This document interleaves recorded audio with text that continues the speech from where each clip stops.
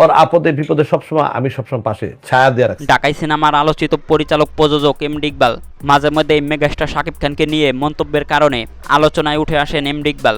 আবারও শাকিব খানকে নিয়ে মন্তব্য করে আলোচনায় উঠে এলেন প্রযোজক।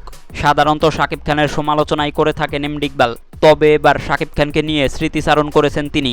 এমডি ইকবাল জানিয়েছেন, শাকিব খানের সঙ্গে আমার সম্পর্ক অনেক দিনের।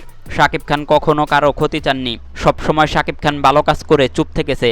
তবে বর্তমানে শাকিব খানের অনেক শত্রু তৈরি হয়েছে, শাকিব খানের এখনই সাবধান হওয়া উচিত।